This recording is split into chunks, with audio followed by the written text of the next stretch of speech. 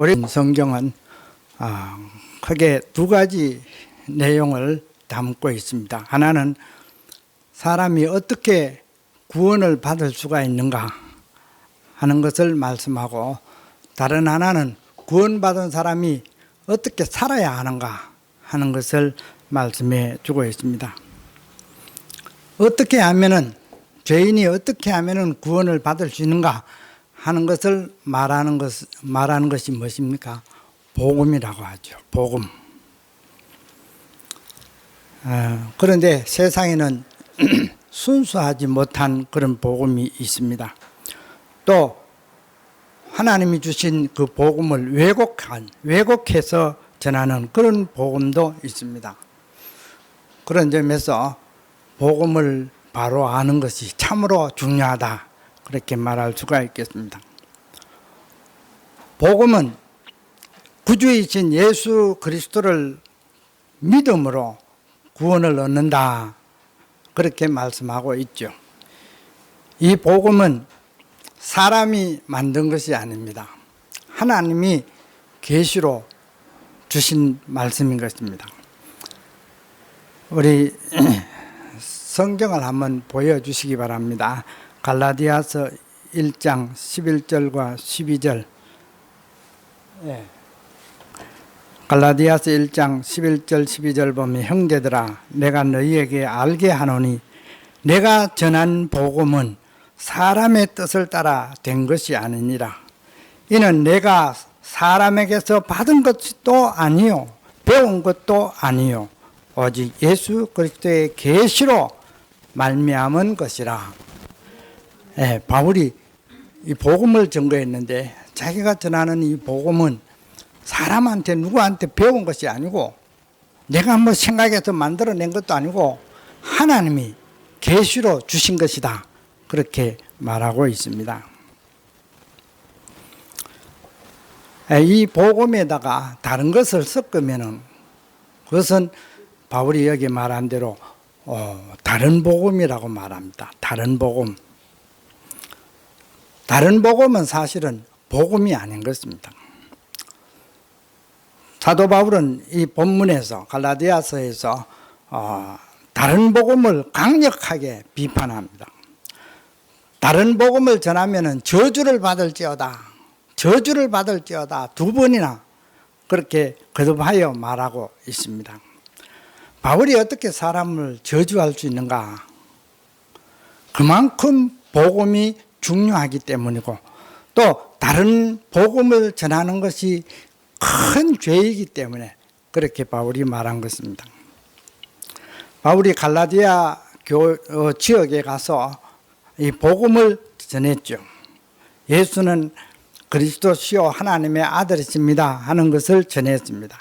누구든지 예수 믿으면 죄를 용서받고 구원받는다 하는 것을 전했습니다. 구원 얻은 사람들은 성령을 받아서 자유를 누리며 살게 된다 하는 것도 말했습니다. 바울이 전하는 이 복음을 사람들이 듣고서 예수를 많이 믿었죠. 그래서 생겨난 것이 갈라디아 교회입니다. 예수 믿는 사람들이 모여서 교회를 세웠는데 갈라디아 교회입니다. 그런데 바울이 떠난 후에 어떤 사람들이 이 갈라디아 교회에 와서 사람들을 가르치는 것입니다. 그 사람들이 누굽니까? 그 사람들이 바로 유대주의자라고 했습니다. 유대주의자들은 율법을 철저히 지키는 그런 유대인이지만은 교회에 들어와서 예수도 믿는 그런 사람들입니다. 그들이 말하기를 예수가 구주인 것은 맞지만은 구원을 얻으려면은 예수만 믿어서는 안 되고 할례도 받고 율법도 지켜야 된다, 그렇게 사람들을 가르쳤습니다. 다시 말하면 바울이 전한 복음에 율법을 보태했다 하는 것입니다.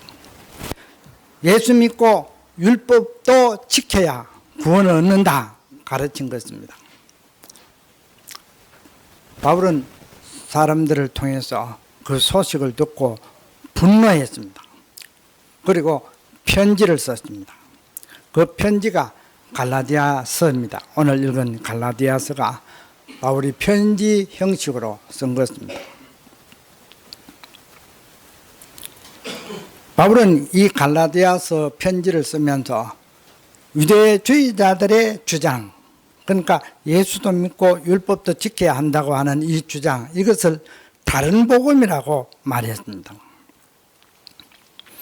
하나님이 주신 복음 외에 다른 복음이 있습니까?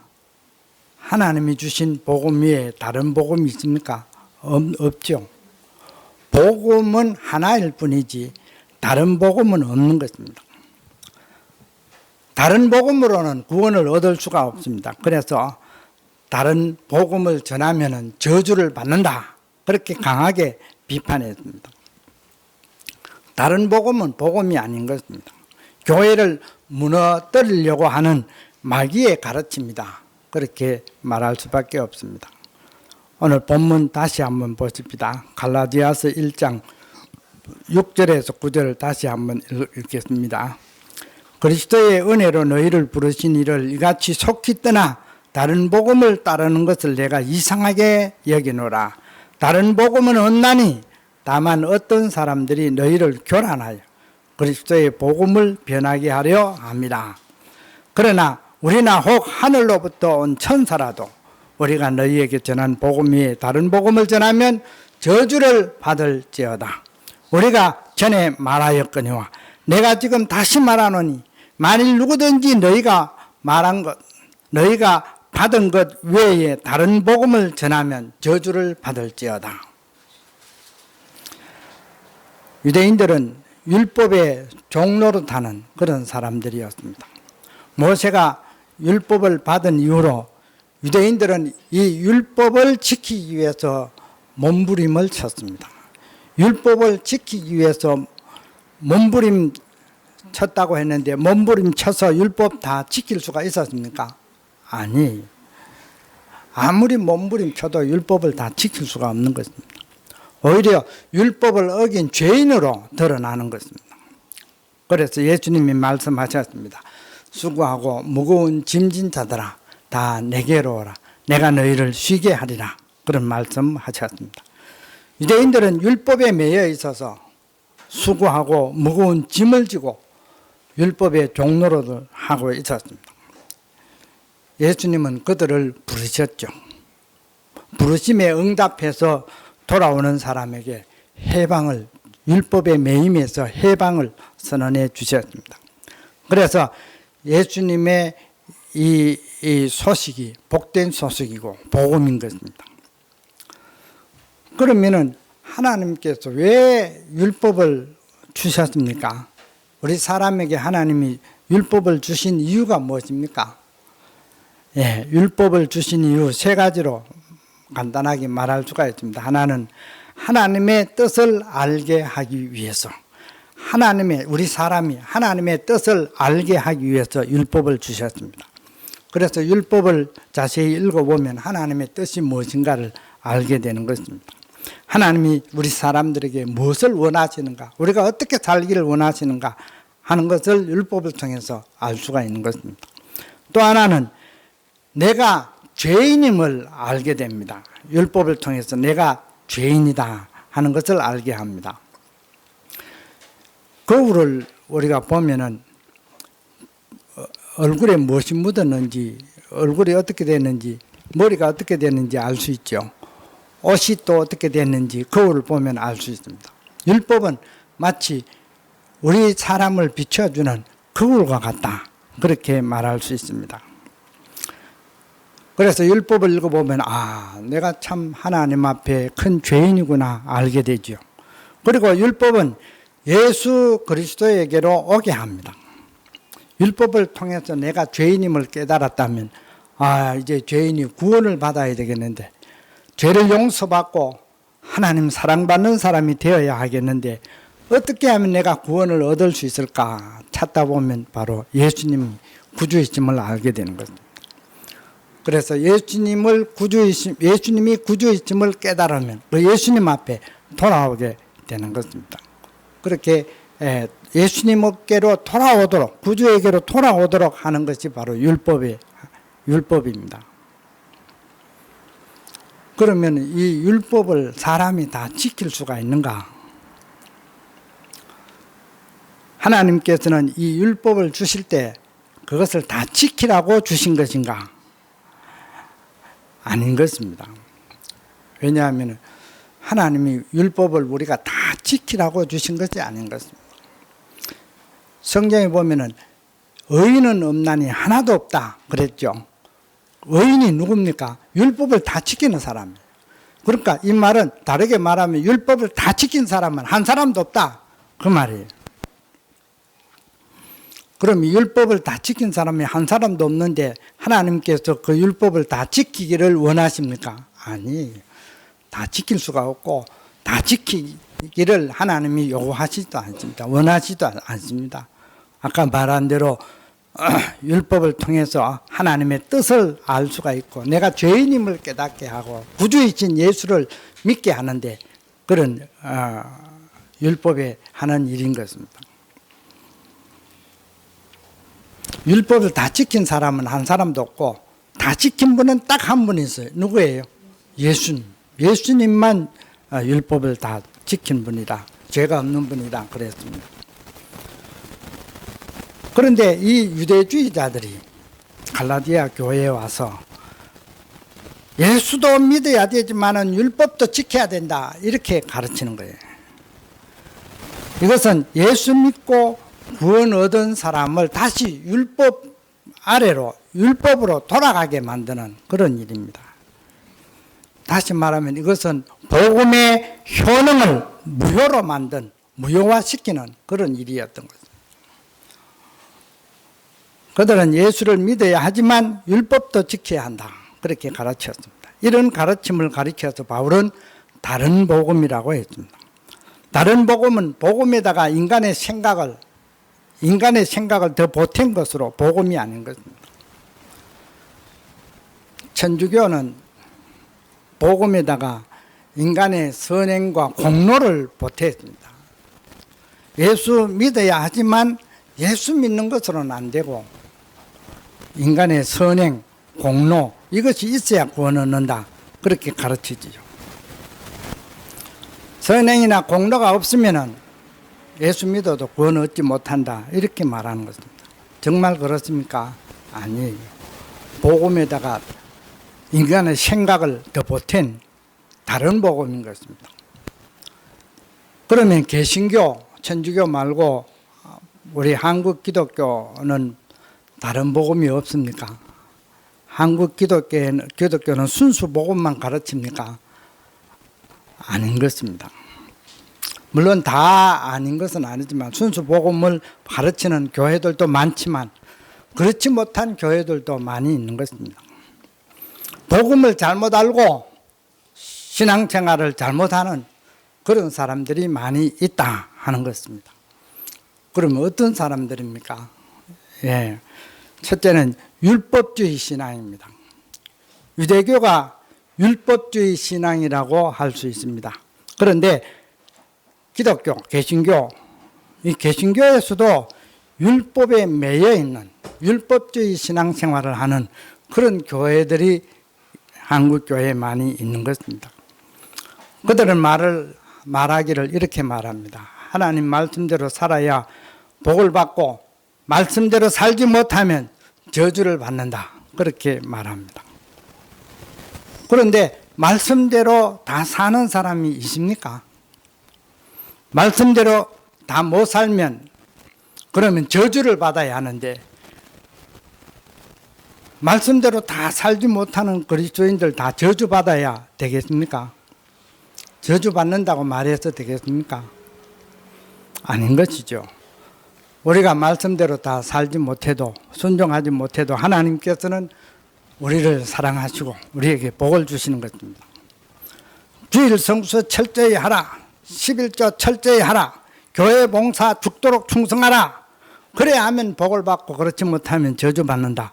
그렇게 말한다면 그것이 바로 율법주의인 것입니다. 율법주의 신앙입니다.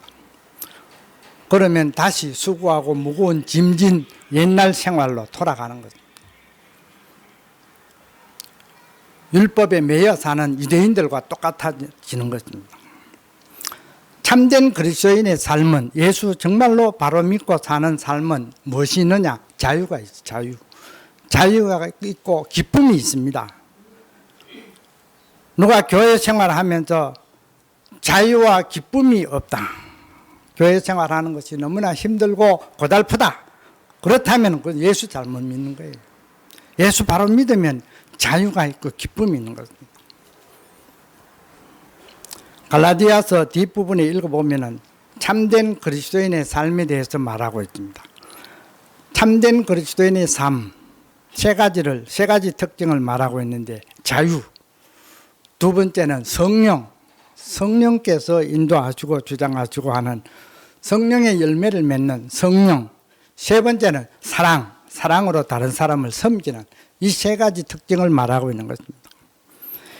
신앙생활에서 이 세 가지 특징이 나타난다면 자유가 있고 성령의 인도하심을 따라 열매 맺으며 살고 사랑으로 다른 사람을 섬기는 이런 삶을 사는 사람, 그 사람은 복음을 바로 알고 예수를 바로 믿는 그런 사람이라고 할 수가 있습니다. 그런데 율법주의 신앙을 가지면 자유가 없어요. 성령의 인도하심과 열매 맺는 생활도 못하는 것입니다. 사랑으로 다른 사람을 섬기는 그런 삶도 못 사는 것입니다. 예수 믿는 생활이 너무나 힘들고 지칠 수밖에 없습니다. 그래서 율법주의 신앙은 복음이 아닌 것입니다. 다른 복음입니다.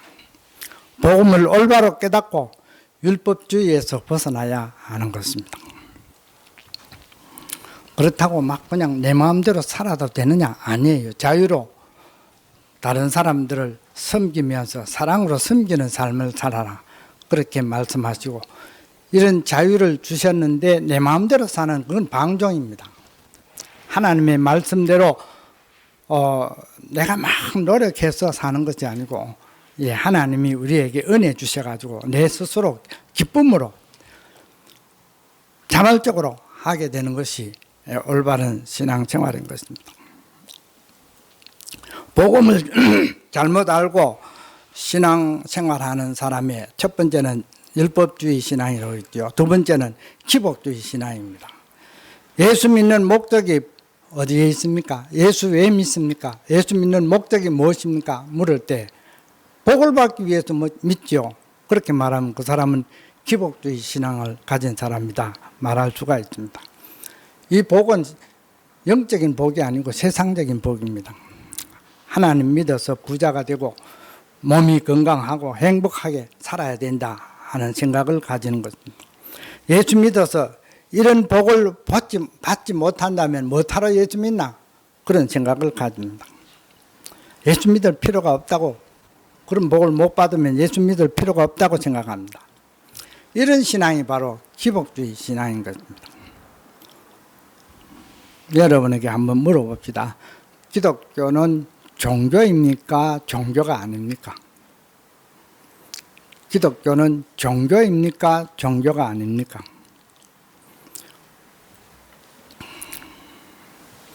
기독교를 믿는 목적이 복에 있다 한다면 종교가 맞습니다. 절에 가는 사람들 붙들고 당신이 절에 가는 목적이 무엇입니까? 묻는다면 거의 100% 복을 받기 위해서 절에 간다 대답하죠. 갓바위에 올라가서 허리가 아프도록 절을 하는 사람에게 당신이 여기 와서 이렇게 절하는 이유가 무엇입니까? 물으면 100% 소원을 성취하기 위해서라고 대답합니다. 그렇게 대답하는 이유는 종교의 목적이, 모든 종교의 목적이 복에 있기 때문에 그런 것입니다. 그러나 예수 믿는 목적이 복에 있지 않습니다. 이런 세상적인 복에 있지 않은 것입니다. 복음을 바로 깨달은 사람이라면 이렇게 말합니다. 내가 예수 믿는 목적은 하나님을 표현하고 내 말과 행실을 통해서 하나님 표현하고 하나님이 주신 사명을 잘 감당하는 것입니다. 세상적인 복은 하나님이 주시면 감사하고 안 주셔도 상관없습니다. 이렇게 말하게 되는 것입니다. 그렇게 말하는 사람은 예수 믿는 목적이 복에 있지 않으니까 이 종교가 아니, 그런 사람에게 기독교는 종교가 아닌 것입니다. 모든 종교는 다 복에 있으니까, 그렇게 이 사람은 복이 목적이 아니니까 종교가 아닌 것입니다. 예수 믿는 목적이 축복에 있다면 기복주의 신앙이고, 기복주의 신앙을 가진 사람은 복음을 바로 깨달은 사람이 아닌 것입니다. 누가 복음을 듣고 기복주의의 신앙을 가졌다 한다면 그가 들은 복음은 순수 복음이 아니라 다른 복음인 것입니다. 복음을 잘못 알고 신앙생활하는 사람, 세 번째는 물량주의 신앙입니다. 물량주의 신앙. 물량주의 신앙은 기복주의하고 좀 비슷하지만 조금 다릅니다. 한자 말에 다다익선이라는 말이 있죠. 다다익선. 이 말은 많으면 많을수록 좋다. 무엇이 많으면? 물질이 많으면. 이 다다익선이 바로 물량주의를 잘 나타내는 말입니다. 예수 믿으면 부자가 되어야 되고, 예수 믿으면 넓은 평수의 아파트에 살아야 하고, 고급 외제차를 굴려야 한다. 하나님 믿는다면 복을 받아야 마땅하다. 그렇지 않고 가난하게 궁핍하게 산다면 예수 잘못 믿은 것이다. 그래서 가난을 부끄럽게 생각하는 것입니다. 이런 신앙이 바로 물량주의 신앙입니다. 물량주의 신앙은 개인보다도 교회에서 더 잘 드러냅니다. 많은 사람을 모으고 넓은 땅 차지하고 어리어리한 건물을 지어야 그 목사는 목회 성공자다. 이런 평가를 오늘날 교계에서 많이 듣고 있습니다. 목사님을 청빙할 때도 그렇게 할 능력이 있느냐, 이걸 보는 것입니다. 그런 능력이 있다면 목사의 인격이나 성품은 그렇게 중요하지 않습니다. 만일 목사가 여러 해 부임한 지 여러 해 되어도 교회가 부흥하지 않는다면 무능한 목사로 말하고 나가달라 하는 말을 교회에서 하는 것입니다.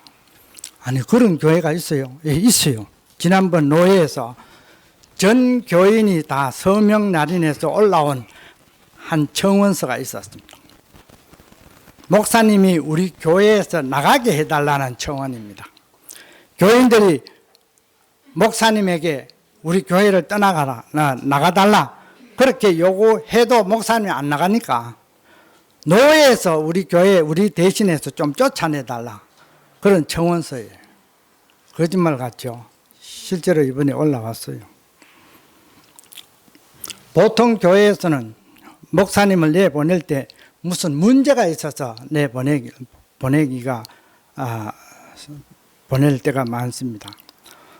목사가 성적인 죄를 범하였다든지 나라의 법을 어겨서 구속되었다든지 하는 이런 일이 있을 때 나가라고, 교회에 나가라고 요구하는 것입니다. 그런데 이번에 청원서 올린 그 교회는 그런 문제가 없어요. 아무 문제가 없습니다.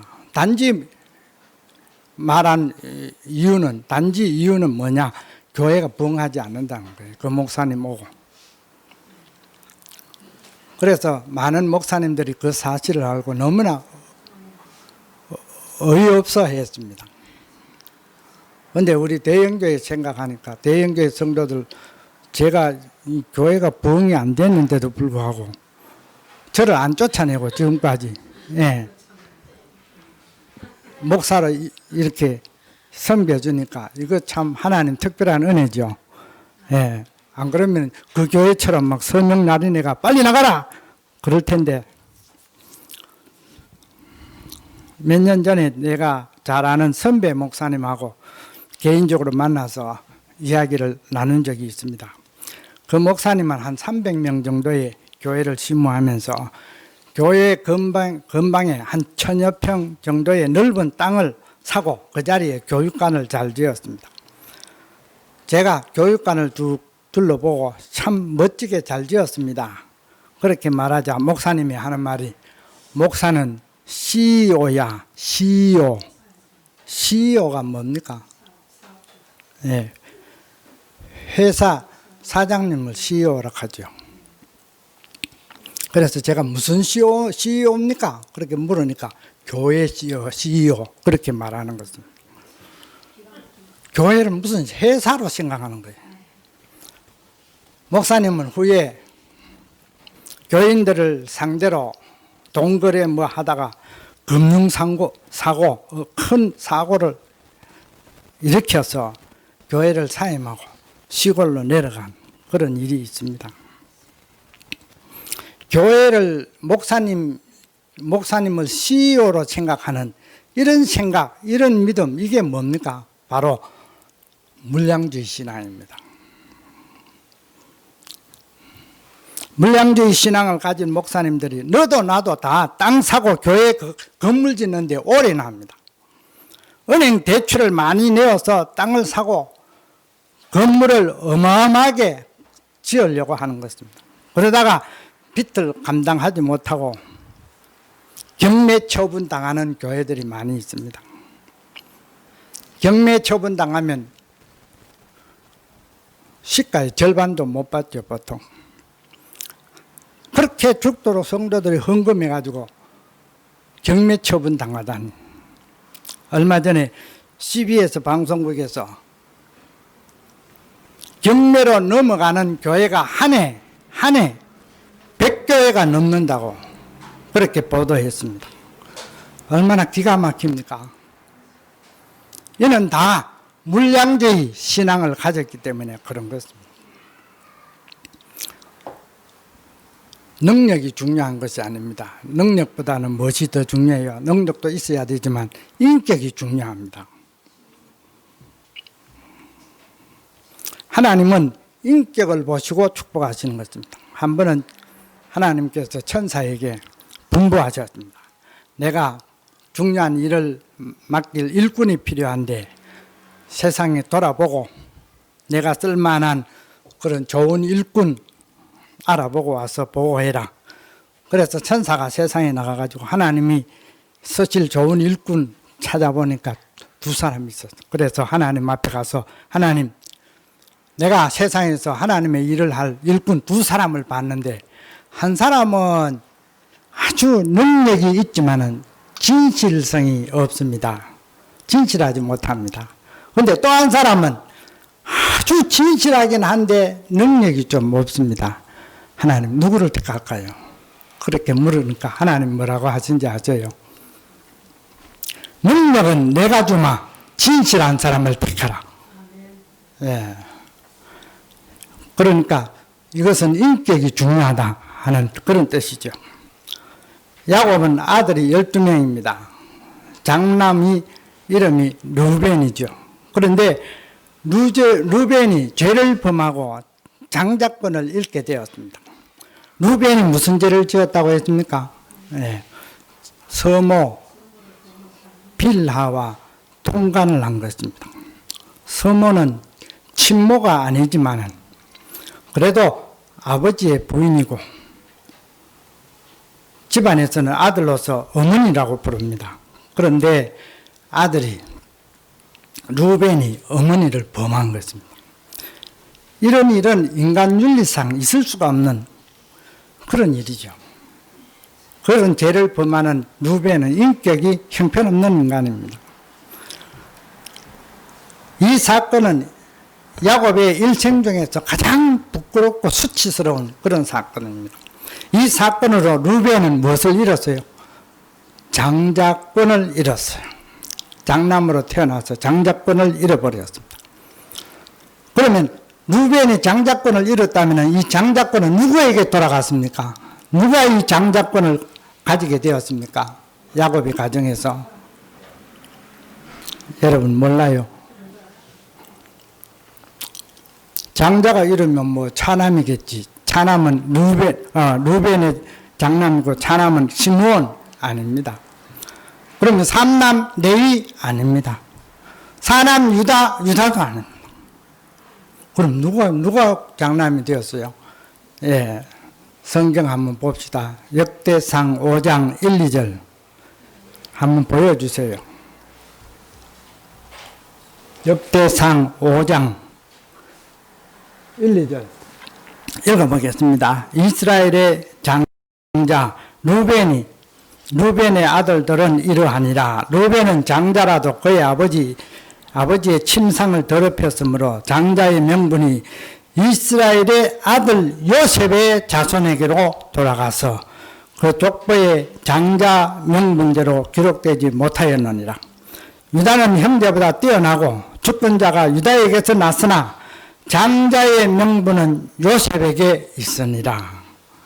장자 명분은 누구에게 있어요? 요셉에. 요셉은 몇째 아들입니까? 11번째 아들. 11번째 아들한테 하나님이 장자의 명분을, 장자권을 주신 거예요. 요셉이 왜 그렇게 장자권을 얻게 되었습니까? 형님들이 그렇게 많은데, 10명이나 되는데, 11번째 아들이 어떻게 장자가 될 수가 있었습니까? 우리가 아는 대로 요셉의 인격은, 신앙 인격은 참 훌륭했다는 것입니다. 보디발의 아내가 그렇게 유혹해도 넘어가지 않았습니다. 그는 탁월한 신앙의 소유자인 것입니다. 하나님께서는 그에게 기뻐하시고 야곱의 장자가 되게 하시고 축복해 주신 것입니다. 능력은 요셉의 형님들이 대부분 다 뛰어났습니다. 능력 있는 사람이었습니다. 특히 루벤은 능력이 탁월했다고 했습니다. 하지만 그의 인격은 형편없습니다. 야곱이 말년에 루벤에 대해서 이렇게 말했습니다. 루벤아, 너는 내 장자요, 내 능력이요, 내 기력의 시작이라. 위풍이 월등하고 권능이 탁월하다마는 물의 끓음 같았은즉 너는 탁월하지 못하리니 내가 아버지의 침상에 올라 더럽혔음이로다. 그가 내 침상에 올랐었도다. 그렇게 말하면서 장자의 명분이, 장자권이 다른 아들에게 돌아갔음을 말하고 있습니다. 하나님은 외모나 능력을 보시지 않습니다. 중심을 보시고 인격을 보시는 것입니다. 요셉은 11번째 아들이지만 하나님께서 그를 장자가 되게 하시고 많은 은혜와 복을 주셨습니다. 그 당시 세계 최강의 국가가 애굽입니다. 최강의 국가의 애굽 총리가 되게 한 겁니다. 애굽 사람도 아닌데 애굽 총리가 되게 하신 분은 하나님이신 거예요. 하나님이 특별한 은혜를 주신 것입니다. 다윗도 마찬가지입니다. 형들에 비해서 외모나 능력이 보잘것없었죠. 사무엘이 이새에게 하나님께서 당신 아들 가운데 한 사람을 왕으로 세우려고 하신다 말씀했을 때 아버지 이새가 다윗은 후보 중에서 그냥 제외시켰죠. 딴 아들은 몰라도 이 아들은 안 된다. 아버지 그렇게 생각했는데 하나님은 다윗을 택하시고 왕으로 세우셨습니다. 외모나 뭐 능력이나 뭐 보잘것없는데도 왜 다윗을 택하셨어요? 하나님. 신앙 인격이 탁월한 것입니다. 율법주의 신앙, 기복주의 신앙, 무양주의 신앙, 이런 신앙은 복음에서 나온 신앙이 아닙니다.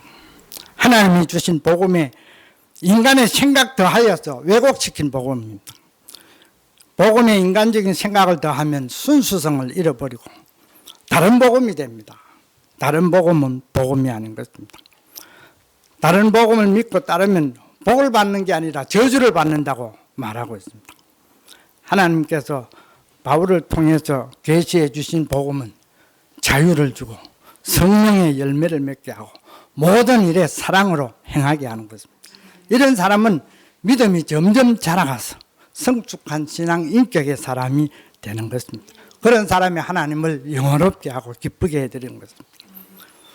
우리 대영교회는 이번에 좋은 목사님을 새로 모시게 되었습니다. 새 목사님과 함께 새롭게 출발하는, 그리고 순수 복음만 믿고 따르는 그런 좋은 교회가 되기를 원합니다. 다른 복음은 복음이 아닙니다. 하나님이 주신 복음 외에 다른 복음은 없습니다. 대형교회 성도들은 주일마다 목사님을 통해서 은혜를 많이 받고 믿음이 많이 자라가서 하나님께 크게 영광 돌리는 복된 교회가 되기를 간절히 원합니다. 아멘. 436장 찬송하겠습니다. 403